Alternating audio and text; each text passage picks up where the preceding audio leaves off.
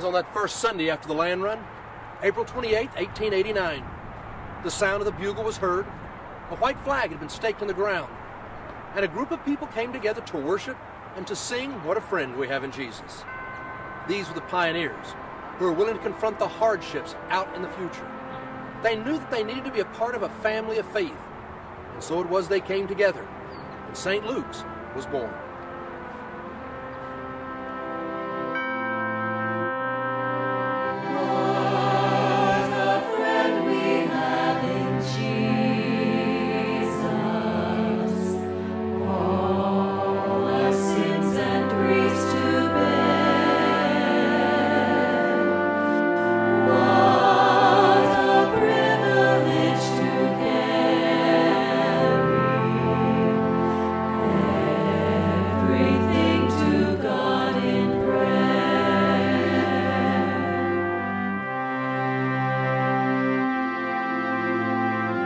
It was a grace moment, that day on the dusty red Oklahoma clay.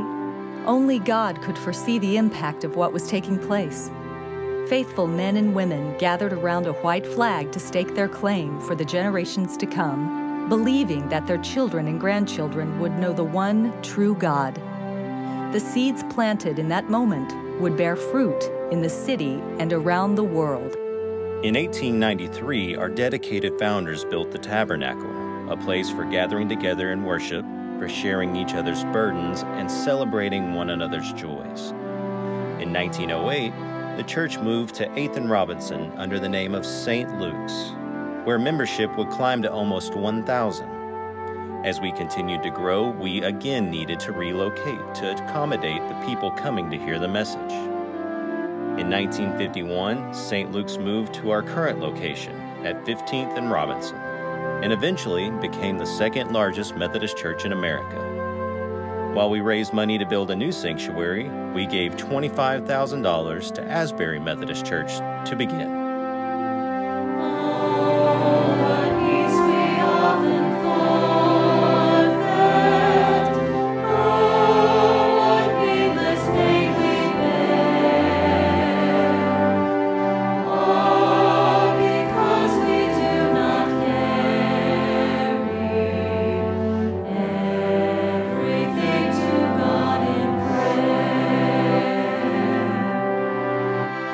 The 1960s, 70s, and 80s were difficult decades for Oklahoma City. There was financial strain, civil unrest, a major oil crash, and the mass exodus of people moving from the city to the suburbs. The struggles of our community affected our members and our ministry. St. Luke's, which had once been the second largest Methodist church in the nation, decreased in membership from almost 10,000 to 4,000. In the midst of these difficult years, the church made a pivotal decision that would have tremendous impact.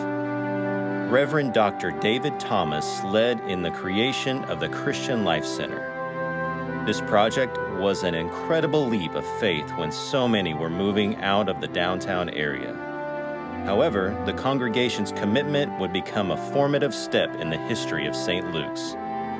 The vision to build when it seemed there was little to build for created the space that would be needed for the thriving urban community we have today.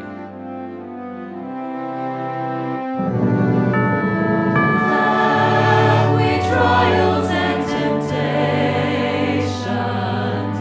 Is there trouble anywhere? We should never be discouraged.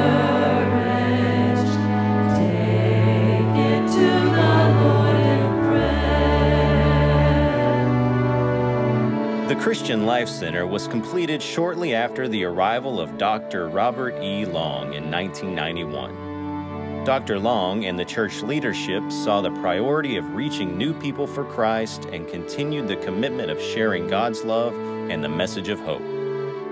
To encourage individuals to develop their faith, St. Luke's began a midweek program known as Wednesday Night Alive. Throughout the years, this ministry has provided the opportunity for people to grow in their relationship with God through Bible study and topic-based classes. In 1992, a door was opened for members of St. Luke's to travel to Ulyanovsk, Russia. Stepping out in faith, our congregation raised the money for this post-Cold War cultural exchange. Through this experience, salvation came, lifelong friendships were formed, and 3 Methodist churches were established in Russia: Ulyanovsk United Methodist Church, St. Luke's United Methodist Church of Ulyanovsk, and the Tyumen United Methodist Church in Siberia all continue to share God's love today. Can we find a friend so faithful, who will all our sorrows share?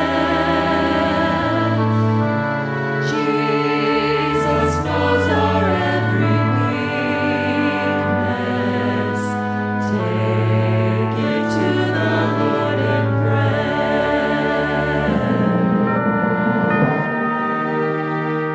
In our commitment to sharing Christ, St. Luke's launched a television ministry in 1993 to reach the larger community with our message of hope.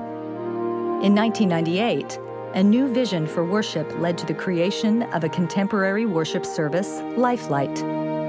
As a result, Sunday services expanded to 3 time slots, and the ministry grew to both traditional and modern worship styles. Lifelight also accommodated the growing needs of our congregation and proved to be vital in the ministry of our church. The renovation of the Christian Life Center in 2011 created additional seating for the Lifelight worship service, as well as provided a beautiful place for church and outside groups to meet. In addition to our television broadcast, we began an inspirational radio message for morning commuters titled Something to Think About in 1999, which now airs daily on 6 metro radio stations.